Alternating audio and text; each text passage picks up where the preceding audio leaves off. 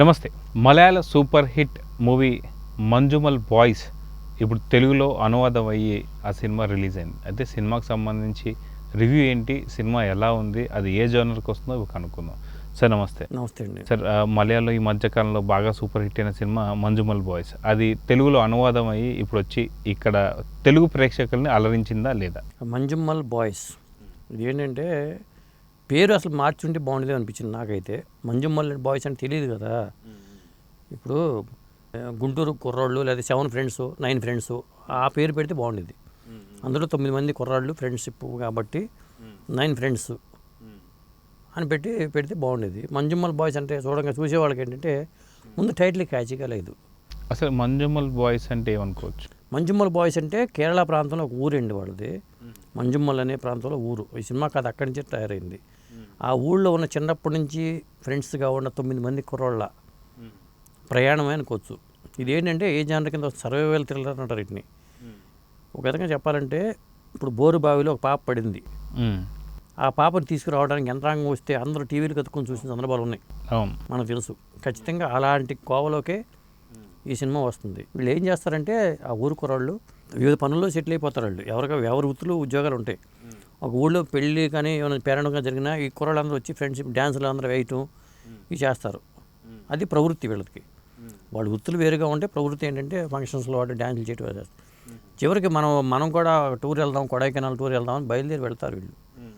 Kodaikanal tour వెళ్ళినప్పుడు అక్కడ గుణా caves అని ఉంటాయి. ఆ గుణా కేవ్స్ అంటే కమల్ హాసన్ సినిమా గుణా సినిమాని ఆ గుహలో తీశారని చెప్తూ ఉంటారు అన్నమాట. అందుకే గుణా కేవ్స్ అనే పేరు దానికి స్థిరపడిపోయింది. అక్కడికి వెళ్తారు. అక్కడ ప్రమాదకరమైన లోయలు కూడా ఉంటాయి. వీళ్ళు ఆ కొడైకెనాల్కి వెళ్ళినప్పుడు ఆ గుణా కేవ్స్కి వెళ్ళినప్పుడు డెవిల్స్ కిచెన్ ఉంటుంది. అక్కడ ఒక పేరు అన్నమాట. ఒక లోయ చిన్న గొయ్యిలాగా ఉంటుంది. ఆ డెవిల్స్ కిచెన్లో ఒక అతను వీళ్ళలోంచి ఒక ఫ్రెండ్ పడిపోతాడు. అతను వీళ్ళ పైనుంచి మాట్లాడుతున్నా కానీ అతని నుంచి సమాధానం రాదు. ఎంత అరుస్తున్నా అతని నుంచి అసలు రెస్పాన్స్ లేదు, చచ్చిపోయాడు అనుకుంటారు. కానీ ఫ్రెండ్స్ అక్కడ వదలకుండా అతన్ని కాపాడటానికి ఒక ప్రయత్నం చేశారు. అది ఫలించిందా లేదా అనేదే ఈ సినిమా కథ.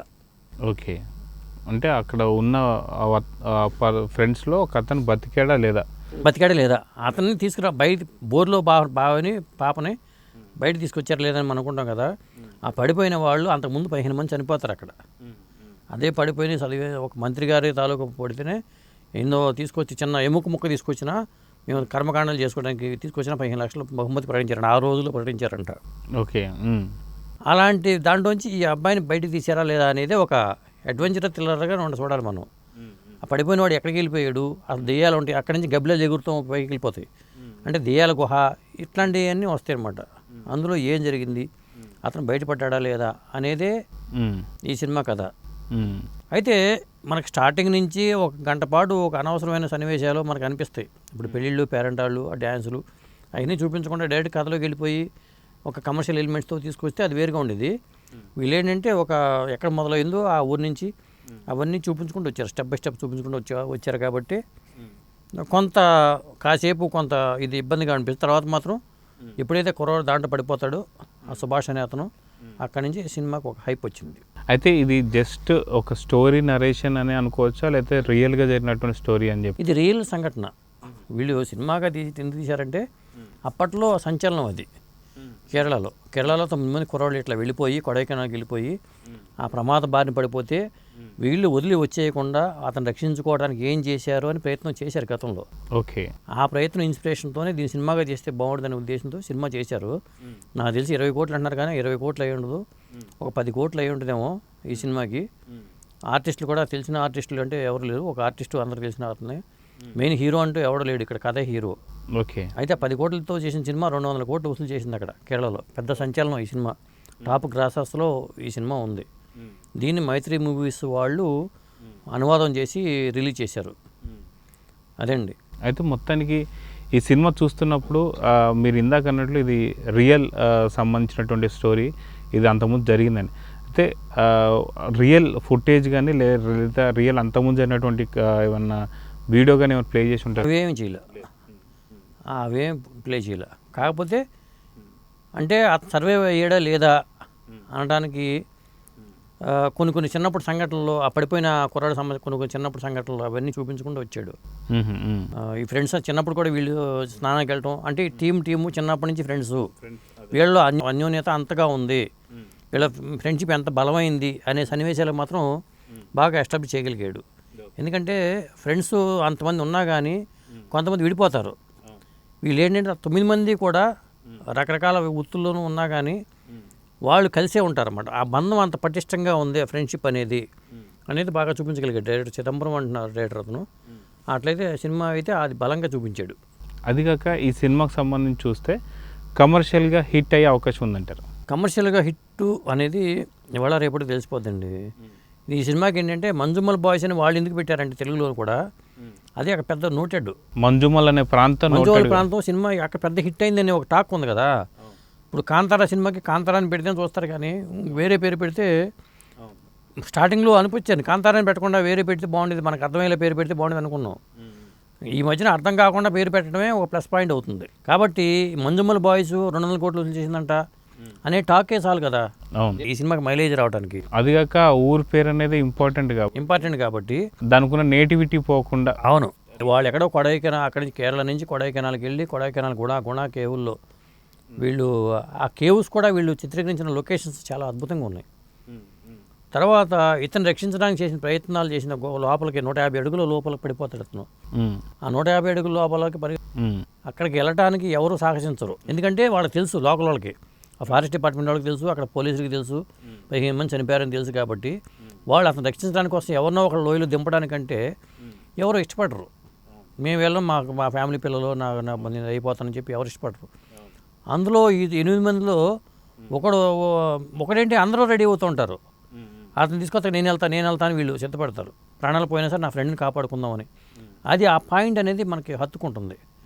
ఎందుకంటే ఫ్రెండ్షిప్ కోసం వీళ్ళు ప్రాణాలు కూడా తెగించడం అనేది అది బలమైన పాయింట్. అది అక్కడ కుట్టననే అతను వెళ్ళి లోపలికి వెళ్తాడు అతను తాడు కట్టుకుని. అది ఈ సినిమాకి అనేది ఒక గుండెకాయ అని చెప్పొచ్చు. అయితే అది కాక ఈ సినిమాకి సంబంధించి చూస్తే ఇది హిట్ దిశగా, అంటే ఫ్రైడే రోజు ఫ్యామిలీ మెన్ వచ్చింది, అదేవిధంగా ఇప్పుడు ఇది మంజు మెన్. సో ఈ రెండింటిని కంపేర్ చేస్తే ఏది బెటర్ అనుకోవచ్చు? ఇప్పుడు ఆల్రెడీ ఫ్యామిలీ స్టార్కి ఏమో ఫ్లాప్ టాక్ వచ్చేసిందండి. అది ఫ్లాప్ టాక్ అనేది దీనికి ప్లస్ పాయింట్ అయింది. ఒక సినిమా ఇప్పుడు అది హిట్ అయి ఉంటే ఈ సినిమా గురించి మాట్లాడకపోయి ఉండేవాళ్ళేమో. ఈరోజు ఈ సినిమా రిలీజ్ అయింది, నిన్న ఫ్యామిలీ స్టార్ రిలీజ్ అయింది. అది నెగిటివ్ టాక్ వచ్చేసింది, స్ప్రెడ్ అయిపోయింది. దాంతో అది మంజుమల్ బాయ్స్కి ఒక ప్లస్ పాయింట్గా మారిపోయింది. కాబట్టి ఈ సినిమా ఏంటంటే దీని రేంజ్ అనేది పెరిగే అవకాశం కనిపిస్తుంది. ఇప్పుడు మనం చెప్పాం కదా, బోరుబావిలో పాప పడినప్పుడు టీవీలకు అతుక్కుపోయి మనం ఎంత చూసామో, దీన్ని ఎలా రక్షిస్తారు ఇతన్ని అనే పాయింట్ దగ్గర నుంచి కూడా సినిమాకు ఒక హైప్ వచ్చింది.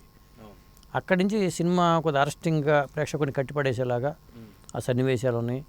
వీళ్ళు అతను రక్షించడానికి ఎటువంటి పోలీస్ స్టేషన్కి వెళ్ళటం, ఆ పోలీస్ స్టేషన్లో పోలీసుల బిహేవియర్ కానీ, అలాగే కొంతమంది తాడులు తేవడం కానీ, ఇట్లా అదంతా న్యాచురల్గా సహజంగా అనిపించింది. అయితే ఇదే కోవలోకి నయనతార సినిమా ఒకటి ఉంటుంది, కర్తవ్యం అని చెప్పి, రీసెంట్లీ ఒక 4 to 5 years బ్యాక్ వచ్చిన సినిమా కూడా ఇలానే బోరుబావిలో ఒక పాప, అంటే గిరిజన పాప పడిపోయినప్పుడు ఆ ఊరు వాళ్ళకి సంబంధించిన ఐడియాస్తో తీయాలని కలెక్టర్గా ఉన్న తను నయనతార ఎవరైతున్నారో లేదు రెస్క్యూ టీం వస్తుందని, ఈ మధ్యలో వాగ్వాదం, కొట్లాటలు ఇవన్నీ. సో ఆ నేపథ్యం దానికి కొద్దిగా రిలేటెడ్గా అని చెప్పి అనుకోవచ్చు.